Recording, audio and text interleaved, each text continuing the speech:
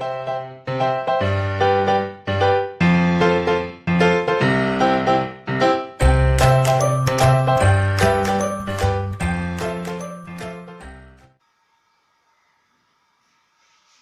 विद्यार्थी मित्रांनो, संजीवनी क्लासेस लोणारेमध्ये आपलं सर्वांचं खूप खूप स्वागत. तुम्ही जर आमचे या आधीचे व्हिडिओ बघितलेले नसतील तर ते नक्की बघा आणि तुम्हाला जर ते आवडले तर लाईक करा, शेअर करा आणि सबस्क्राईब करा. आणि ज्यांनी आत्तापर्यंत आमच्या चॅनलला सबस्क्राईब केलेलं आहे त्यांचे खूप खूप धन्यवाद. चला तर मग आज आपण बघतो आहोत क्वाड्रॅटिक इक्वेशन या सेकंड चॅप्टरच्या प्रॅक्टिस सेट 2.6 चा लास्ट पार्ट. त्याच्यामधले हे जे वर्ड प्रॉब्लेम्स आहेत त्या वर्ड प्रॉब्लेम्सचं डिटेल एक्सप्लेनेशन मी दिलं. त्यामुळे एकच व्हिडिओ खूप लेंदी होऊ नये म्हणून मी त्याचे छोटे छोटे पार्ट्स केले.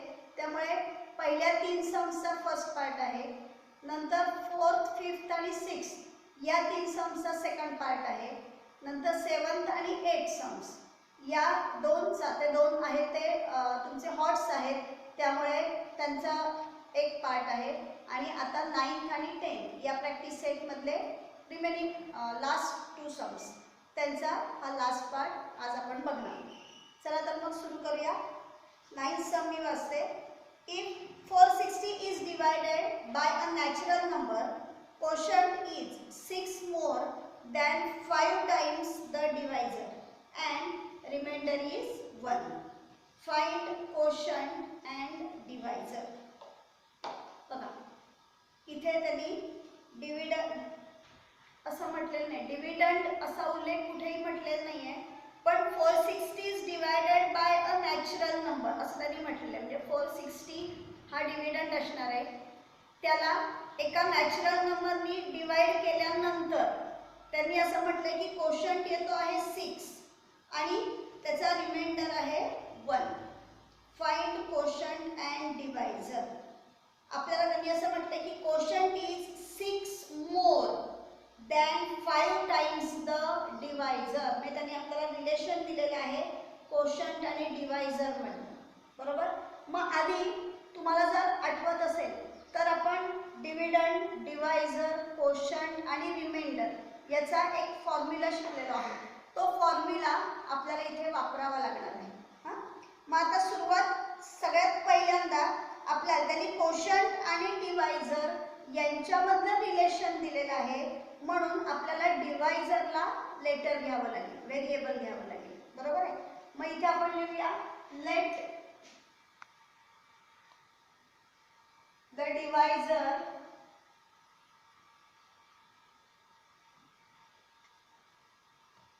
be x. Let the divisor be x. 460 is divided by a natural number. मग इथे आपण असं लिहूया, we know that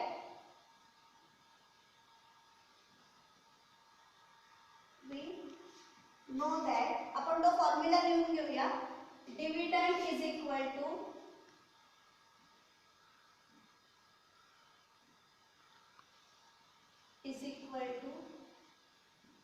divisor into quotient plus remainder. Dividend is equal to divisor into quotient plus remainder हा formula आपल्याला इथे वापरावा लागणार आहे, बरोबर. आता 460 is divided by a natural number. Let the divisor be x. इथे आपण लिहूया x is a natural number, कारण त्यांनी डिवायझर नॅचरल नंबर असं म्हटलेलं आहे. x is a natural number, okay. मग आता 460 ला डिवाइड करायचं आहे म्हणजे 460 हा येणार आहे डिव्हिडंड. मग इथे आपण लिहूया ॲज गिवन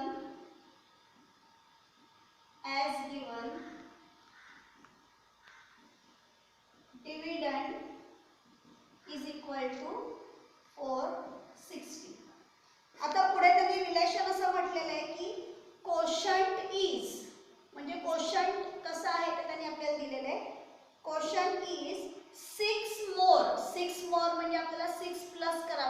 बरोबर. मोर म्हटल्यावर आपण प्लस करतो, पण 6 आपण कशामध्ये प्लस करणार?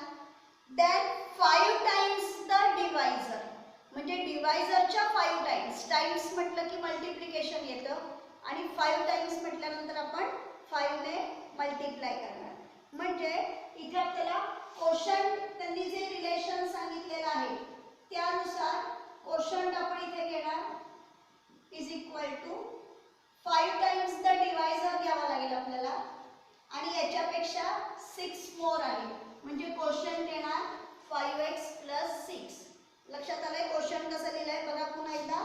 Quotient is 6 more than 5 times the divisor. Quotient is 6 more, म्हणून आपण 6 प्लस केले आहे. Then 5 times the divisor. 5 times म्हटल्यानंतर आपल्याला 5 ने मल्टिप्लाय करायचे आणि 5 टाइम्स द डिवायझर आहे, म्हणून आपला डिवायझर x आहे त्याला आपण 5 ने मल्टिप्लाय केलं, म्हणून कोशंट झाला 5x + 1. Reminder is 1. रिमाइंडर दिलेला आहे त्यांनी 1. मग इथे आपण लिहूया रिमाइंडर इज इक्वल टू 1. म्हणजे इथे आपण डिव्हिडंड, कोशंट, रिमाइंडर आणि आपण जो सपोज केलेला आहे तो डिवायझर हे सगळं आपण लिहिलं, बरोबर. आता हे जे आपलं फर्स्ट इक्वेशन आहे या फर्स्ट इक्वेशन मध्ये आपण या सगळ्या व्हॅल्यूज घेऊया. म्हणून मग इथे आपण लिहूया पुटिंग these values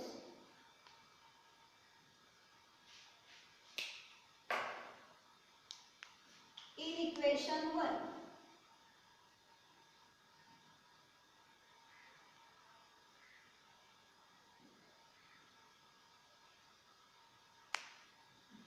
आता डिव्हिडंड आहे 460 इज इक्वल टू डिवायझर आहे आपला x into quotient.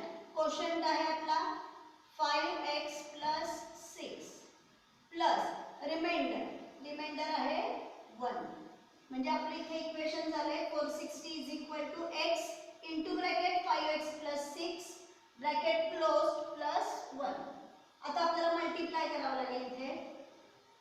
460 is equal to x ब्रॅकेटच्या बाहेर आहे, x ने प्रत्येक टर्मला आपण मल्टिप्लाय करणार, म्हणजे इथे येणार 5x².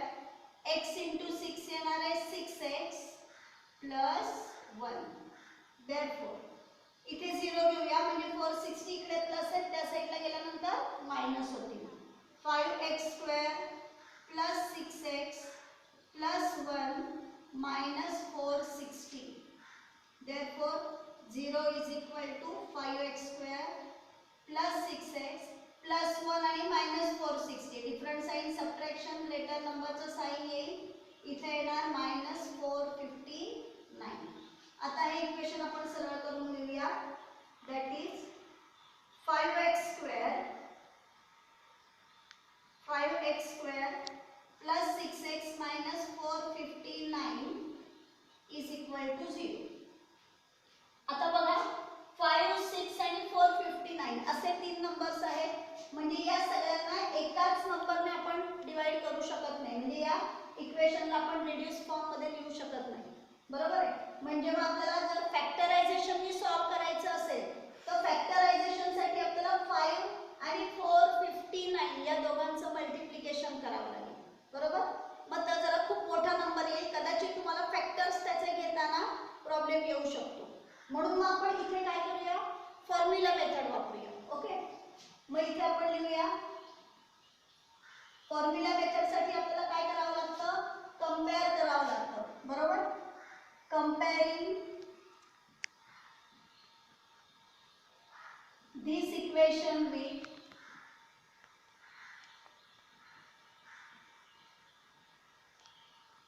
ax² + bx + c is equal to 0 we get.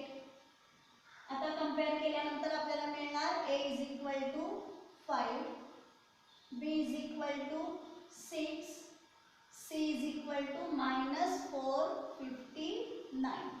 a b c तिघांच्या व्हॅल्यूज आपल्याला मिळाल्या. आता आपण काय करणार बी स्क्वेअर मायनस 4ac ची व्हॅल्यू काढणार. नाव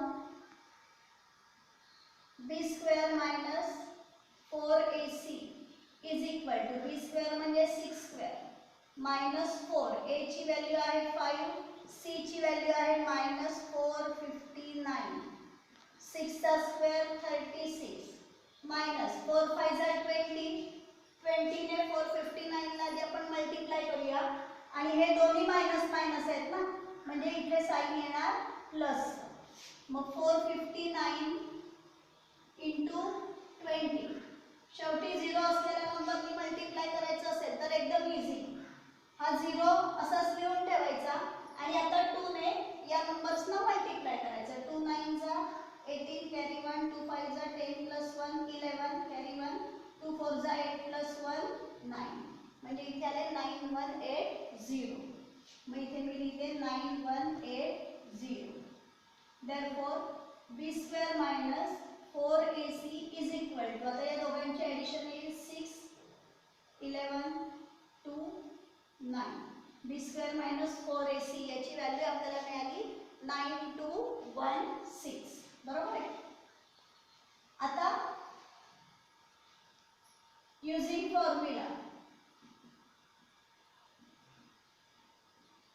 formula x is equal to minus b plus minus into root b square minus 4ac upon 2a. therefore x is equal to minus b ची व्हॅल्यू आहे आपली 6 plus minus b square minus 4ac ची value आहे 9216 upon 2 into a ची value आहे 5. therefore x is equal to, आता पहा 9216 हा जरा खूप मोठा नंबर आहे, बरोबर ना. मग एवढा मोठा नंबर आहे, हा कोणाचा स्क्वेअर आहे आपल्याला माहिती नाहीये, म्हणजे आपल्याला याचा स्क्वेअर रूट काढायला थोडासा वेळ लागेल, बरोबर. पण तरी याचा स्क्वेअर रूट काढायची मी तुम्हाला एक ट्रिक सांगते. म्हणजे हा कोणाचा स्क्वेअर रूट असू शकेल तर साधारण 1 to 10 पर्यंतचे स्क्वेअर सगळ्यांचे पाठ असतात, बरोबर की नाही. मग कोणाच्या युनिट प्लेसला 6 येतो, कोणाच्या स्क्वेअरच्या युनिट प्लेसला 6 येतो, तर 6 6 जा 36, बरोबर ना. आणि 4 4 जा 16, 4 चा स्क्वेअर 16 आणि 6 चा स्क्वेअर 36, या दोघांच्या युनिट प्लेसला 6 येतो. म्हणजे याचं जे स्क्वेअर रूट असेल त्याचा युनिट प्लेसला 4 किंवा 6 याच्यापैकी एक नंबर असणार आहे, बरोबर. आता 1 to 10 चे आपल्याला स्क्वेअर्स माहिती आहे, मग त्याच्यापैकी 9216 म्हणजे बघा समजा मी 80 चा स्क्वेअर केला तर 8 चा स्क्वेअर आपल्याला माहिती आहे 6400. मी 90 चा स्क्वेअर घेते, 9 चा स्क्वेअर आहे 81 आणि 90 इंटू 90 करतो म्हणून त्याचे 2 झिरो लिहिले. 10 चा स्क्वेअर आपल्याला घ्यायचा आहे, मग 10 चा स्क्वेअर 100 आणि याचे 0, बरोबर की नाही. 10 इंटू 10 सॉरी आपल्याला इथे 80 90 आणि 100 चा स्क्वेअर करायचा आहे. मग 100 चा स्क्वेअर म्हणजे 100 इंटू 100 केले म्हणजे इथे आले 40, बरोबर आहे. मग आता 9216 हा जो नंबर आहे हा नंबर 8100 आणि 10000 म्हणजे 8100 किंवा 8100 आणि हे 10000 या दोन नंबर्सच्या मध्ये कुठेतरी 9216 हा नंबर येतो, बरोबर आहे. म्हणजे याचं स्क्वेअर रूट जे आहे ते स्क्वेअर रूट 90 आणि 100 या दोन नंबर्सच्या मध्ये कुठेतरी याचं स्क्वेअर रूट असणार आहे, बरोबर आहे. मग आता मला युनिट प्लेसला 4 किंवा 6 हवंय, मग 90 आणि 100 या दोघांच्या मध्ये युनिट प्लेसला 4 आणि 6 असणारे दोन नंबर्स आहेत. एक आहे 94 आणि एक आहे 96, बरोबर. म्हणजे आता याचा स्क्वेअर रूट असेल 94 किंवा 96, बरोबर. याच्यामध्ये सुद्धा 94 किंवा 96 हे मला जर पटकन ठरवायचं असेल मग मी काय करणार, 95 चा स्क्वेअर मला लगेच करता येतो. Unit place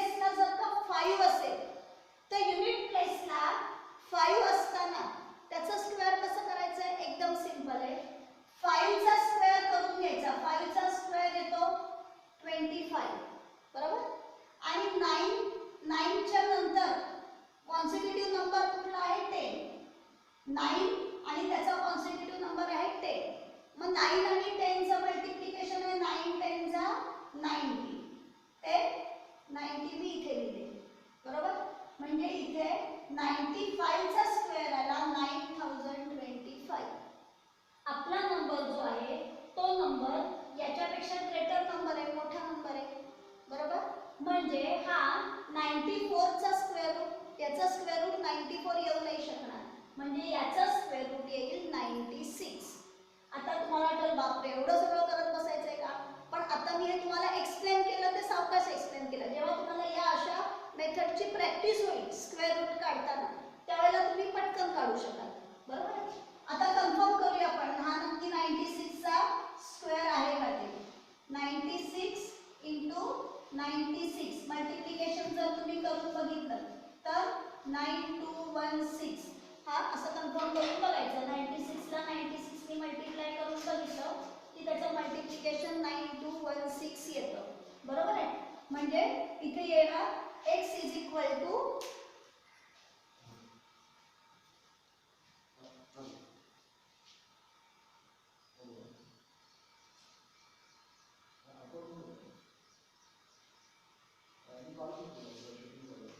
-6 plus minus 96 upon 2 5 जा 10. आता प्लस मायनसला आपण सेपरेट करणार. x is equal to -6 plus 96 upon 10 और x is equal to -6 minus 96 upon 10. therefore x is equal to different sign subtraction करणार आपण अपॉन 10 और x इज इक्वल टू -6 आणि -96 इथे येतील -102 upon 10. therefore x is equal to 0 0 cancel आले 9 आले और x इज इक्वल टू दोघांना आपण 2 ने डिवाइड करू. 2 5 जा 10 2 1 जा 2 2 5 जा 10 -51 अपॉन 5 आणि 9 आले. पण आपण डिवायझर जेव्हा x घेतलाय तेव्हा आपण काय घेतलं, x is a natural number. बरोबर की नाही. मग -51 अपॉन 5 हा काही नॅचरल नंबर येऊ शकत नाही, because natural number is never negative. therefore x is equal to 9 म्हणजे डिवायझर काय येणार आहे, 9 येणार आहे. येते लक्षात. बोर्डवरती लिहायला जागा नाहीये, तुम्ही एवढ्या गणिताचा आधी स्क्रीनशॉट काढून ठेवा. मग ते झालं की मी या साईडचं पुसते आणि उरलेलं आन्सर आहे ते त्याच्या पुढे लिहिते.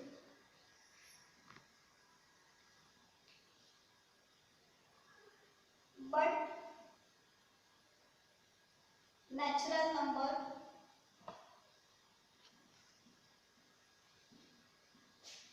is never negative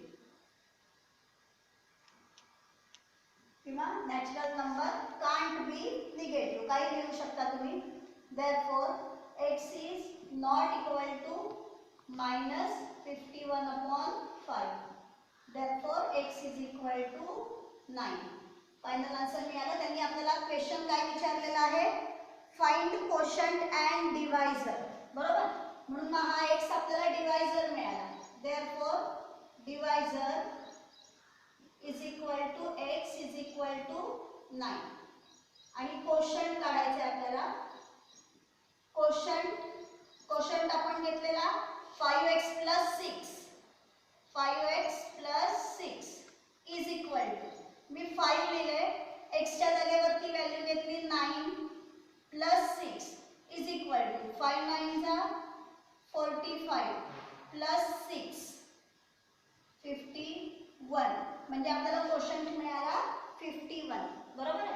आता आपण इथे फायनल आन्सर लिहूया. नेहमी लिहितो त्या पद्धतीने बॉक्स मध्ये. हे फायनल आन्सर आलं आपल्याला कोशंटचं. therefore divisor is equal to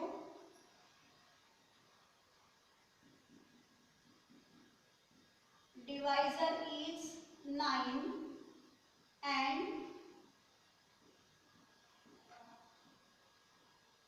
quotient is 51.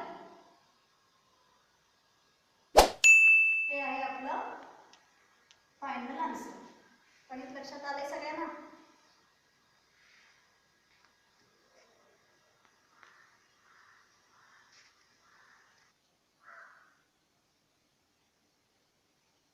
चला आता पाहूया लास्ट सम. हे सुद्धा हॉट साइड 10th. त्यांनी फिगर दिलेली आहे आपल्याला. क्वाड्रिलॅटरल ABCD दिलेला आहे. क्वाड्रिलॅटरल ABCD हा ट्रपेझियम आहे. त्यांनी मेन्शन केलेलं आहे. पहा त्यांनी काय दिलंय, in the adjoining figure quadrilateral ABCD is a trapezium. AB parallel to CD. AB आणि CD या ऑपोजिट साइड्स पॅरलल आहेत and its area is 33 cm square. From the information given in the figure, find the lengths of all sides of quadrilateral ABCD. Fill in the empty boxes to get the solution. म्हणजे त्यांनी activity दिलेली आहे, पण मी हे activity सारखं घेत नाहीये, मी पूर्ण सम सॉल्व करून घेते, कारण तुम्हाला ते सम सॉल्व केल्यानंतर ऍक्टिव्हिटी मधल्या fill in the blanks complete करता येतील तुम्हाला. आणि समजा पेपर मध्ये तुम्हाला हे ऍक्टिव्हिटी सारखं न येता डायरेक्ट जर सम सॉल्व करायला आलं तर ते तुम्हाला करता आलं पाहिजे. मग इथे ज्या काही स्टेप्स त्यांनी काढलेल्या आहेत तर त्या कंप्लीट सोल्युशन मध्ये तुम्हाला मिळतील, म्हणून आपण हे कंप्लीट सॉल्व करतोय. ओके, चला पुन्हा बघूया. त्यांनी असं म्हटलेलं आहे, quadrilateral ABCD is a trapezium AB parallel to CD and its area is 33 cm square. त्यांनी या ट्रपेझियमचा एरिया 33 cm स्क्वेअर दिलेला आहे. ओके, फिगर मध्ये त्यांनी साइड्सच्या लेंथ मेन्शन केलेल्या आहेत, म्हणून तिथे त्या सम मध्ये त्यांनी मेन्शन केलेल्या नाहीये. फिगर वरती त्यांनी दाखवलंय बघा, AB ची लेंथ आहे x, DC ची लेंथ आहे 2x+1, AM परपेंडिक्युलर आहे, म्हणजे या पॅरलल साइड्स मधलं हे आहे परपेंडिक्युलर डिस्टन्स. 90 डिग्रीची कोण इथे दिसली की समजायचं इथे 90 डिग्रीचा अँगल आहे, म्हणजे हे या दोन पॅरलल लाईन्स मधलं परपेंडिक्युलर डिस्टन्स आहे. ते त्यांनी दिलेले x-4 आणि BC ची लेंथ x-2 असं त्यांनी तिथे मेन्शन केलेलं आहे. आता AD च्या इथे त्यांनी तसं काही लिहिलेलं नाहीये, पण AD आणि BC या दोघांना त्यांनी आयडेंटिकल मार्क्स केलेले आहेत बघा. याचा अर्थ AD आणि BC या दोन साइडची लेंथ इक्वल आहे. याला आयसोसेलेस ट्रपेझियम असं म्हणतात. येतंय लक्षात? मग आता या साइडची लेंथ आणि त्यांनी त्याचा एरिया दिलेला आहे, म्हणजे आपल्याला इथे ट्रपेझियमच्या एरियाचा फॉर्म्युला वापरावा लागेल. बरोबर, चला सुरुवात करूया आपण सोल्युशनला.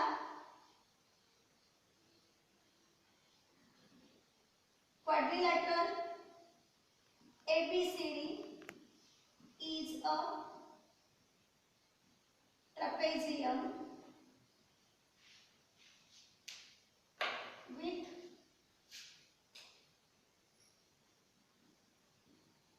AB parallel to CD. मी रिझन लिहिते इथे, गिवन हा ट्रपेझियम आहे, हे त्यांनी आपल्याला दिलेले. बरोबर, आता त्यांनी काय काय लेंथ्स कोणाकोणाच्या दिलेल्या आहेत ना, त्या सगळ्या आपण इथे मेन्शन करून घेऊ. AB is equal to x centimetre. मी सेंटीमीटर का लिहिते, कारण त्यांनी त्याचा एरिया जो आहे ना तो एरिया 33 cm स्क्वेअर असं मेन्शन केलेलं आहे. त्यामुळे या ज्या सगळ्या साइड्सची लेंथ किंवा ही जी हाईट आहे या सगळ्यांसाठी युनिट आपण सेंटीमीटरच वापरणार. बरोबर, मग AB is equal to x centimetre, CD is equal to 2x+1 centimetre, AM is equal to excuse me x-4 centimetre, AD is equal to BC is equal to x-2 centimetre. Given हे पण सगळं त्यांनी आपल्याला दिलेलं आहे. आता आपण formula वापरूया ट्रपेझियमचा.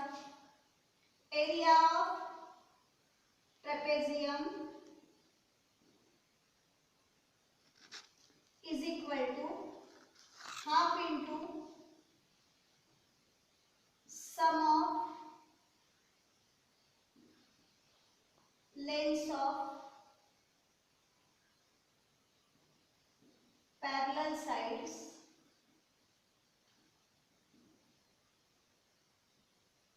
into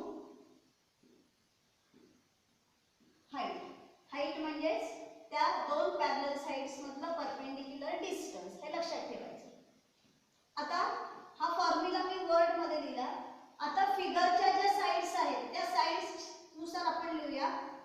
ट्रपेझियम आहे आपल्याकडे ABCD, म्हणजे area of quadrilateral ABCD is equal to half into sum of lengths of parallel sides. मग parallel sides आहेत AB आणि CD, बरोबर? म्हणजे इथे येणार AB plus CD into height आहे AM, म्हणून इथे आपण लिहूया AM.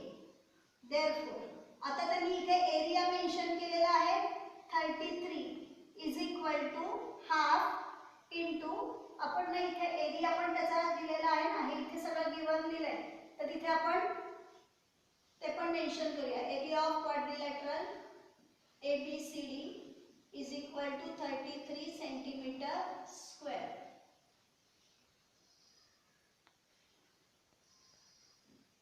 मग आता इथे 33 is equal to half into AB ची लेंथ आहे x प्लस CD ची लेंथ आहे 2x plus 1 into AM आहे x minus 4.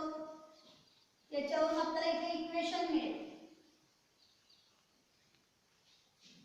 Therefore आता हे 2 या साइडला डिवाइड आहेत ना 1/2 म्हणजे डिनॉमिनेटर मध्ये इक्वल टू च्या या साइडला गेल्यानंतर ते न्यूमरेटर मध्ये म्हणजे मल्टिप्लाय होतील. 33 * 2 इज इक्वल टू आता इथे ब्रॅकेट मध्ये x plus 2x आहे, ते होतील 3x plus 1. सेकंड ब्रॅकेट मध्ये आहे x minus 4. 33 * 2 66 is equal to आता दोन ब्रॅकेटचं आपण मल्टिप्लिकेशन करणार. म्हणजे काय करायचंय, एका ब्रॅकेट मधले टर्म्स सेपरेट करायचे, बरोबर ना? त्या दोघांना त्या ब्रॅकेटला स्प्लिट करायचं आणि त्या एका ब्रॅकेट मधल्या प्रत्येक टर्मनी सेकंड ब्रॅकेट मधल्या प्रत्येक टर्मला मल्टिप्लाय करायचं. म्हणजे आधी 3x येणार, 3x नी मल्टिप्लाय करायचं x - 4 ला, नंतर हे +1 येतील, +1 नी मल्टिप्लाय करायचं x - 4 ला. Therefore 66 is equal to 3x into x येणार 3x square, 3 4 12x. 1 नी कोणत्याही नंबरला मल्टिप्लाय केलं की आपल्याला सेम नंबर मिळतो, म्हणजे इथे आपल्याला सेम ब्रॅकेट मिळणार x - 4. Therefore 66 is equal to 3x square minus 12 plus 1. Different sign subtraction, greater नंबरचं साइन आन्सरला येणार, बरोबर? आणि -4.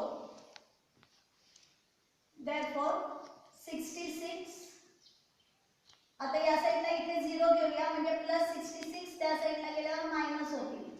3x square minus 11x minus 4 -66. Therefore 0 is equal to 3x square minus 11x.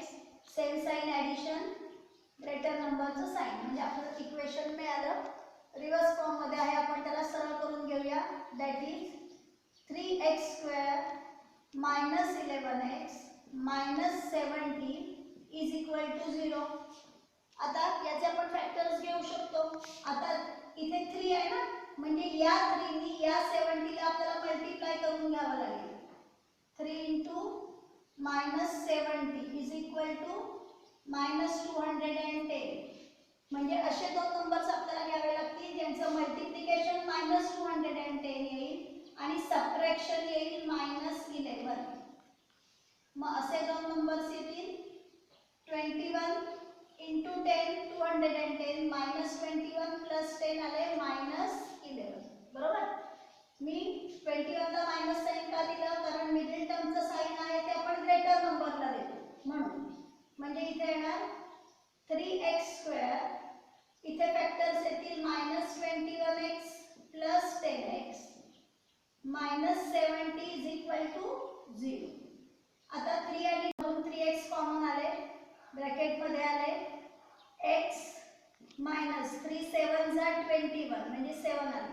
म्हणजे इथे पण ब्रॅकेट मध्ये येणार x - 7. हे x ब्रॅकेट मध्ये गेले की बाहेर येतील +10 is equal to 0.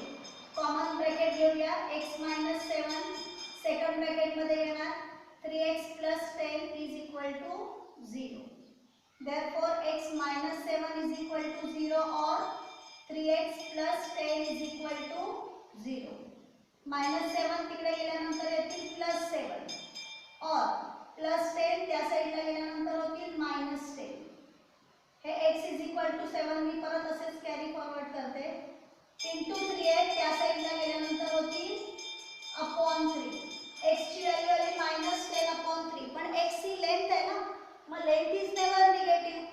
मग इथे आपण लिहूया but length is never negative. But length is never negative. Therefore x is not equal to -10/3. Therefore आता x म्हणजे तुमची काय आहे, कसली व्हॅल्यू आहे? x म्हणजे ab ची आहे, बरोबर. म्हणून मग इथे आपण लिहूया ab = x = 7 सेंटीमीटर. AB नंतर आपल्याला काढायची CD. CD ची लेंथ आहे 2x + 1. मग इथे आपण लिहूया CD = 2x + 1 = 2. x ची व्हॅल्यू इथे मी ब्रॅकेट मध्ये लिहिते 7 + 1. 2 7 14 + 1 = 15 सेंटीमीटर. त्याच्यानंतर आपल्याला याची हाईट हवी आहे am. मग am त्यांनी काय म्हटलेलं आहे, x - 4 x - 4 = 7 - 4 = 3 सेंटीमीटर. आता AD आणि BC दोन्ही इक्वल आहेत. x - 2 AD = BC = x - 2 7 - 2 5 centimetre. त्यांनी आपल्याला ज्यांची लेंथ काढायला सांगितलेली होती त्या सगळ्यांची लेंथ आपण काढली, बरोबर आहे. आता फायनल आन्सर आपल्याला लिहायचं आहे. ते फायनल आन्सर मी इथे जी एम्प्टी स्पेस आहे त्या ठिकाणी फायनल आन्सर लिहिते बॉक्स मध्ये. त्या सगळ्यांची लेंथ फक्त आपल्याला लिहायची आहे. AB = 7 centimetre, CD = 15 centimetre, AM = 3 centimetre, AD = BC = 5 centimetre. हे आहे आपलं फायनल आन्सर. या ठिकाणी आपलं हे सेट कंप्लीट झालं आणि आपला प्रॅक्टिस सेट 2.6 सुद्धा या ठिकाणी कंप्लीट झाला. हे बघून तुम्हाला आता तिथे त्यांनी जे एम्प्टी बॉक्सेस दिलेले आहेत ते तुम्हाला फिल करता येतील. पुन्हा भेटूया पुढच्या व्हिडिओमध्ये प्रॉब्लेम सेट 2 घेऊन.